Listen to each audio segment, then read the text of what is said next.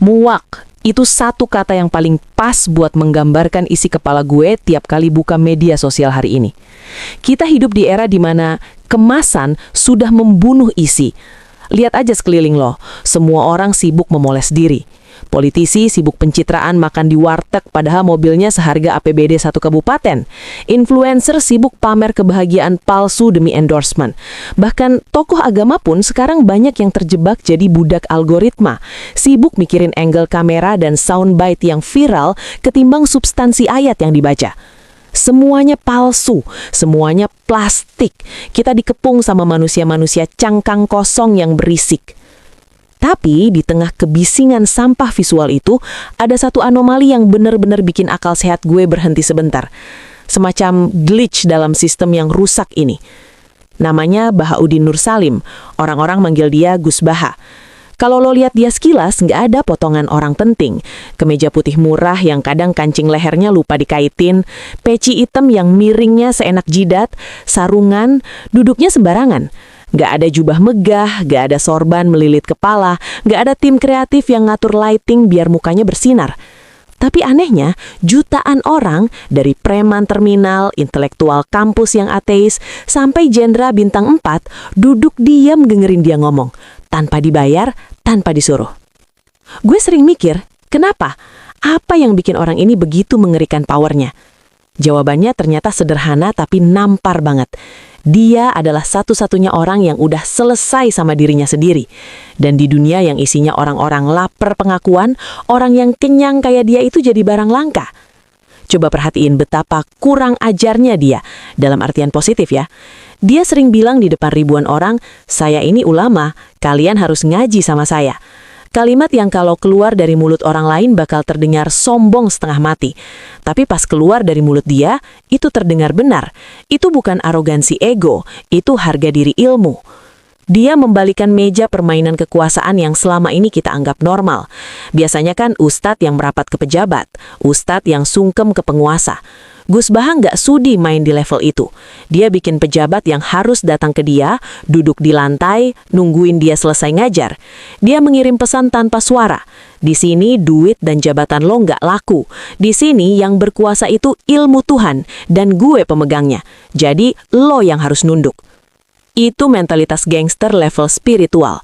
Dia menaklukkan ego penguasa tanpa perlu teriak-teriak bawa pasukan. Dia cuma duduk, ngaji, dan dunia yang nyamperin dia.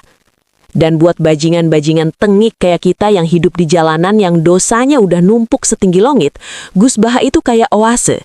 Dia nggak jualan neraka, dia nggak nakut-nakutin kita yang udah capek sama hidup. Dia justru datang bawa logika yang bikin kita mikir, anjir, ternyata Tuhan itu asik ya. Dia bilang tidur itu ibadah kalau tujuannya menghindari maksiat. Dia bilang ngopi dan guyon itu ibadah kalau itu bikin hati lo ridho sama takdir Tuhan. Dia nurunin standar kesolehan yang selama ini ketinggian, biar tangan-tangan kotor kita bisa ngegapai Tuhan lagi. Dia nggak ngehakimi pendosa, dia justru ngajarin kita cara nego sama Tuhan pakai logika cerdas. Itu jenius, itu street smart. Dia paham psikologi manusia yang udah lelah dihakimi. Tapi yang paling bikin gue merinding sebenarnya bukan ilmunya, tapi ketidakpeduliannya. Kita semua ini kan budak validasi. Kita posting status nungguin like. Kita kerja keras biar dipuji bos. Kita beli barang biar dipuji tetangga. Kita semua pengemis perhatian. Gus Baha, dia beneran bodoh amat. Dia nggak punya Instagram, awalnya. Dia nolak diundang ke acara-acara besar kalau nggak srek. Dia nggak peduli orang suka atau benci sama omongannya. Sikap gue nggak butuh elo yang dia punya itu murni, bukan gimmick, dan itulah kenapa dia jadi magnet. Hukum alam itu lucu, semakin lo ngejar dunia, dunia makin lari. Tapi begitu lo berani buang dunia kayak sampah, dunia malah ngejar-ngejar lo kayak anjing minta dipelihara. Gus Baha itu cermin retak buat kita semua. Pas kita lihat dia, kita nggak cuma lihat seorang ulama jenius. Kita sebenarnya lagi ditampar sama fakta bahwa selama ini kita hidup dalam penjara ekspektasi orang lain. Sementara dia duduk santai menikmati kebebasan yang hakiki di teras rumahnya yang sederhana. Kita sibuk ingin terlihat hebat. Dia sibuk menjadi hebat. Dan bedanya kawan, bagaikan langit dan sumur bor. Pertanyaannya sekarang cuma satu buat lo yang baca tulisan ini. Sanggup nggak lo punya mental sekuat itu? Sanggup nggak lo jadi orang yang sangat berkualitas sampai lo punya hak untuk melanggar semua aturan main dunia? Atau lo cuma bakal terus jadi penonton yang diam-diam iri sama kebebasan dia? Gue sampai tulis karakter beliau dan jadiin bahan baku dalam buku berjudul The Dangerous Saint, sebuah premis yang mungkin terdengar gila buat orang-orang sok polos, bahwa syarat mutlak untuk menjadi orang suci yang sesungguhnya adalah lo harus punya kapasitas untuk menjadi berbahaya terlebih dahulu. Orang sering salah kaprah, men. Mereka pikir orang baik itu adalah orang yang nggak bisa nyakitin orang lain, yang nerimo, yang pasrah diinjak-injak. Salah besar, itu bukan orang baik, itu orang lemah. Itu kelinci. Kelinci nggak memakan serigala bukan karena dia bermoral tinggi atau menahan diri, tapi murni karena dia nggak mampu. Dia nggak punya pilihan lain selain jadi korban. Gus Baha itu beda, dia singa. Coba lo bedah lagi, dia punya cakar intelektual yang bisa mencabik-cabik logika lawan debatnya siapapun itu dalam hitungan detik. Dia hafal ribuan dalil yang bisa dia pakai untuk memelintir kebenaran demi kepentingan pribadi kalau dia mau. Dia punya basis massa fanatik yang kalau dia jentikkan jarinya, bisa aja dia gerakin buat bikin huru-hara politik atau menekan kebijakan negara. Dia punya akses ke lingkaran kekuasaan yang bisa bikin dia kaya raya 7 turunan tanpa harus kerja keras. Dia punya semua senjata itu.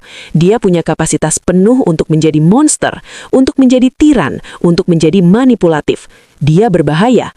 Tapi, dan ini poin kuncinya, dia memilih untuk menyarungkan cakarnya. Dia memilih untuk tetap tinggal di desa. Dia memilih untuk tidak memonetisasi pengaruhnya. Dia memilih untuk tidak pakai powernya buat nindas, tapi buat ngangkat derajat orang awam yang selama ini merasa agama itu eksklusif. Itulah definisi Dangerous Saint yang gue maksud di buku itu. Lo baru bisa dibilang punya kendali diri kalau lo emang punya sesuatu yang buas di dalam diri lo buat dikendalikan. Kalau lo nggak punya taring, jangan bangga bilang lo nggak menggigit. Ngelihat Gus Baha kayak gue ngelihat teori gue hidup, bernafas, dan jalan-jalan pakai sarung dan peci miring. Dia adalah validasi hidup mati dari tulisan gue. Bukti nyata bahwa kekudusan yang paling tinggi dan paling disegani itu lahir dari kekuatan raksasa yang terkekang, bukan dari kelemahan yang dipelihara. Makanya orang takut sama dia, orang segan, karena secara insting, manusia bahkan binatang sekalipun tahu bedanya, mana kelinci yang sok suci karena tak berdaya, dan mana singa yang tenang karena dia tahu dia rajanya. Gus Baha itu singa yang tenang itu, dan diamnya dia jauh lebih mengintimidasi daripada auman ustadz-ustadz karbitan yang cuma nyari panggung.